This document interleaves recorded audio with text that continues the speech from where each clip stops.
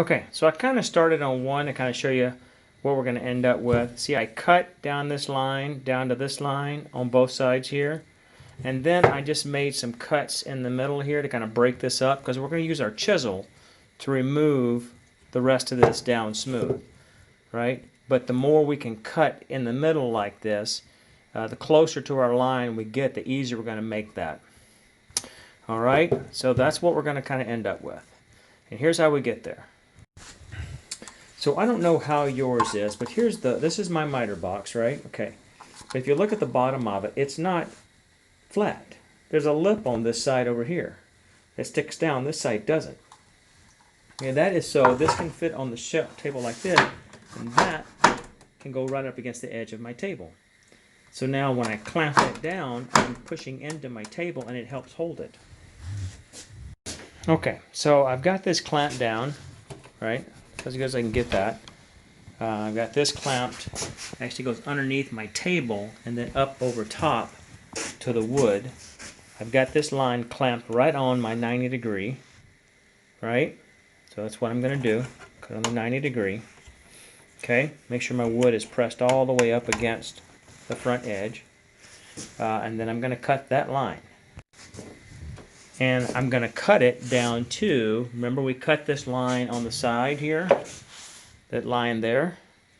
So I'm going to cut it that deep, down to that line. So down, stop. Same thing on this side, down, stop. And if the middle, if I can. Now this type of saw with really wide wood like this, it's not working out very well with this soft wood. Things are kind of bending and flexing. It's just the nature of the beast. We're working with inexpensive tools and inexpensive wood right now, so these aren't $100 saws. These are $9 saws. And, same for the miter box.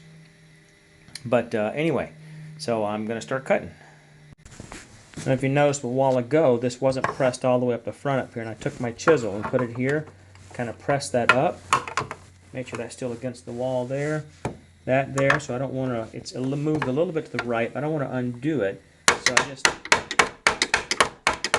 tap it like that. Whoop, a little too far. Okay, I'm going to put the phone down so I can fix this.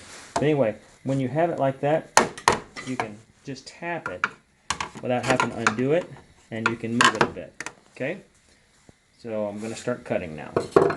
And so I'm going to start. I have to put my phone down, I think.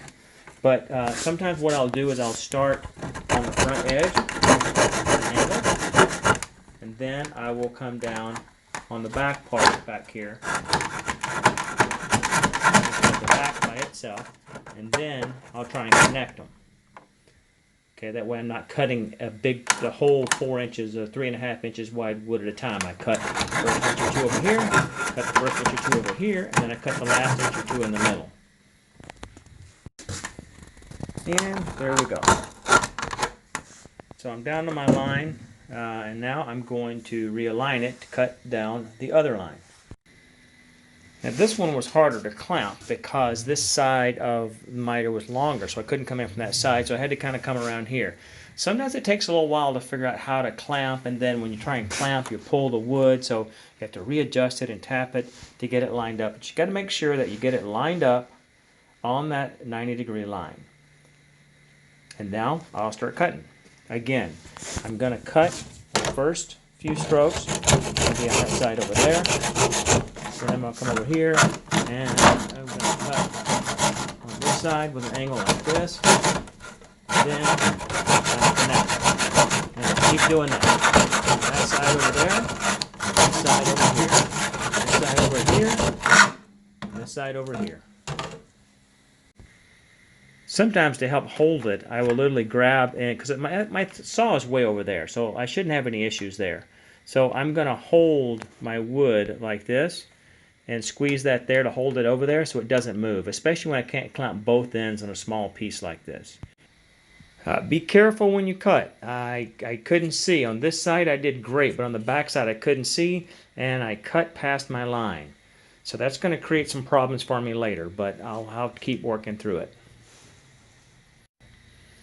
But now Got that cut, so I'll cut a few more lines in the middle like I did on my other one. And that doesn't necessarily have to be done the miter saw if it's easier other way, because if those aren't perfectly straight, it doesn't matter. It's just making it easier to chisel it all out. Okay, so I'm going to cut those, and when I come back, we'll be trying the chiseling.